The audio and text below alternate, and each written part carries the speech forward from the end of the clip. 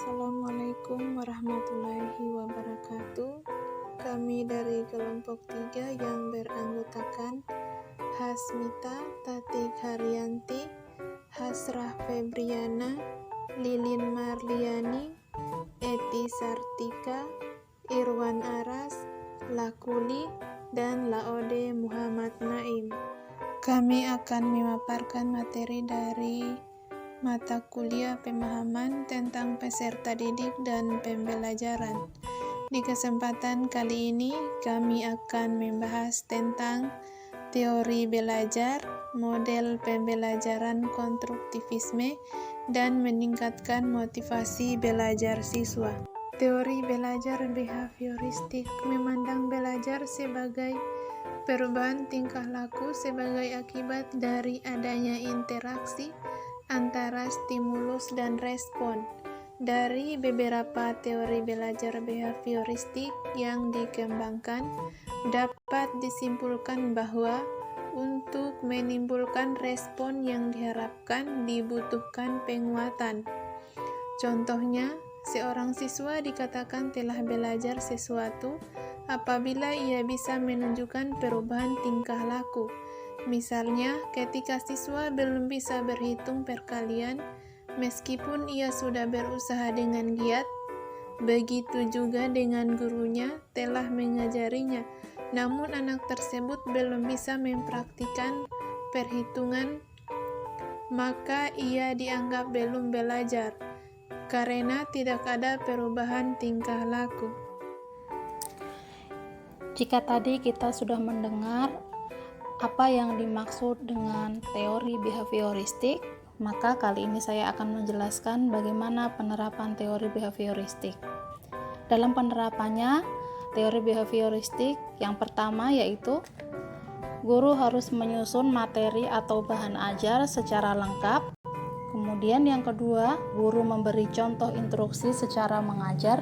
Kemudian yang ketiga, saat guru melihat ada masalah baik pada materi maupun kepada peserta didik, maka guru segera memperbaiki atau mengambil tindakan. Kemudian yang keempat, guru memberikan drilling atau latihan agar terbentuk perilaku dan pembiasaan materi yang diinginkan. Kemudian yang kelima, evaluasi berdasarkan perilaku yang terlihat oleh peserta didik. Kemudian yang terakhir adalah guru harus mampu memberikan penguatan kepada peserta didik. Setelah mempelajari tentang teori behavioristik dan contoh penerapannya di kelas, selanjutnya saya akan menjelaskan tentang teori belajar sosial kognitif. Teori belajar sosial kognitif adalah teori yang menonjolkan gagasan bahwa sebagian besar pembelajaran manusia terjadi dalam sebuah lingkungan sosial. Dengan mengamati orang lain, manusia memperoleh pengetahuan, aturan-aturan, keterampilan, strategi-strategi, keyakinan-keyakinan, dan sikap-sikap. Baik, selanjutnya penerapan teori sosial kognitif. Pertama, seorang guru harus dapat menciptakan kondisi suasana yang riang dan menarik. Kedua, memberikan model pembelajaran yang bervariasi. Ketiga, memberikan ruang kepada peserta didik untuk berpikir dan menganalisis. Dan yang keempat, guru menggunakan bahasa yang mudah dipahami oleh peserta didik. Yang ketiga, teori belajar konstruktivisme. Teori belajar konstruktivisme merupakan teori belajar yang mengusung pembangunan kompetensi, pengetahuan, atau keterampilan secara mandiri oleh peserta didik, yang difasilitasi oleh pendidik melalui berbagai rancangan pembelajaran dan tindakan yang diperlukan untuk menghasilkan perubahan yang dibutuhkan pada peserta didik. Teori belajar konstruktivisme juga merupakan proses pembelajaran yang mentransfer ilmu lalu dikembangkan oleh peserta didik itu sendiri. Dengan demikian, pusat pembelajaran dilakukan secara mandiri oleh peserta didik. Dalam teori belajar konstruktivisme, guru atau pendidik berperan hanya sebagai fasilitator. Artinya, guru tidak diharuskan untuk aktif secara penuh dalam proses belajar mengajar. Penerapan teori konstruktivisme. 1. mendorong kemandirian dan inisiatif siswa dalam belajar. 2. Guru mengajukan pertanyaan terbuka dan memberikan kesempatan beberapa waktu kepada siswa untuk merespon. 3. Mendorong siswa berpikir tingkat tinggi. 4. Siswa terlibat secara aktif dalam dialog atau diskusi dengan guru dan siswa lainnya. 5. Siswa terlibat dalam pengalaman yang menantang dan mendorong terjadinya diskusi. Model pembelajaran konstruktivisme. Model pembelajaran konstruktivisme terbagi atas 3. Yang pertama, model pembelajaran penemuan atau inquiry. Model pembelajaran inquiry adalah model pembelajaran yang mengembangkan keterampilan berpikir secara kritis dan kreatif, sekaligus melatih keterampilan berkolaborasi secara terbuka bagi peserta didik. Yang kedua adalah model pembelajaran jigsaw. Model pembelajaran jigsaw adalah model pembelajaran di mana siswa memiliki peran yang lebih besar dibandingkan dengan gurunya dalam proses pembelajaran. Tujuannya adalah untuk mengembangkan kerja tim, keterampilan komparatif, dan menguasai pengetahuan secara mendalam yang tidak mungkin diperoleh apabila mereka mencoba untuk mempelajari semua secara sendiri.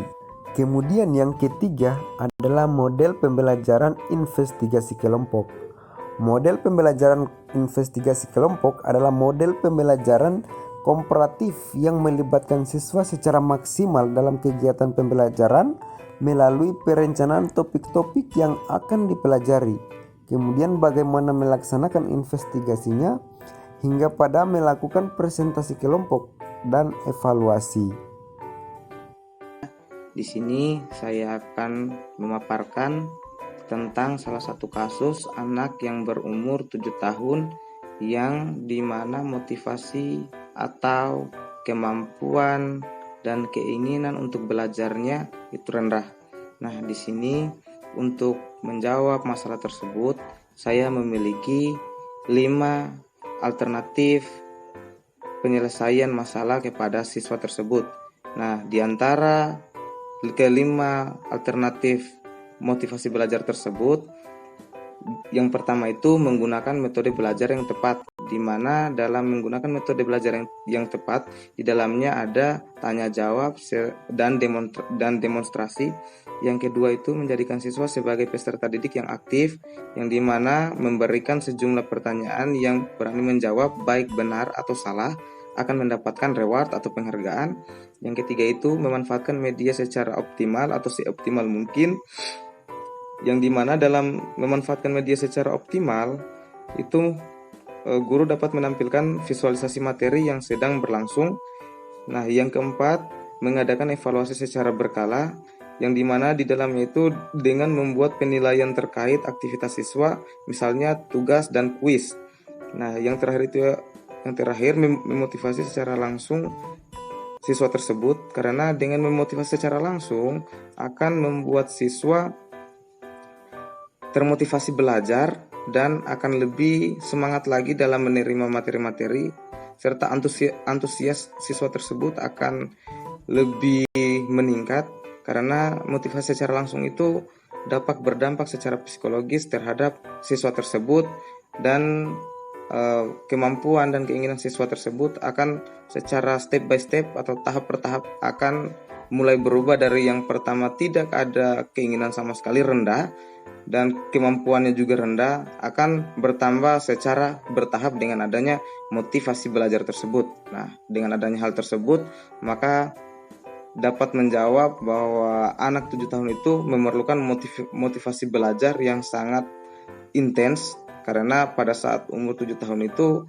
mereka lagi mencari bagaimana caranya bisa mendapatkan suatu penghargaan, dan bagaimana caranya bisa dimotivasi langsung. Secara tidak langsung mereka butuh perhatian secara intens untuk bagaimana bisa meningkatkan kemampuan mereka. Tentunya dari guru tersebut harus dapat memahami karakteristik siswa tersebut agar bisa meningkatkan kemampuan dan keinginan siswa tersebut untuk sukses dan belajar secara giat, sebagaimana untuk memenuhi kebutuhan pemahaman materi siswa tersebut.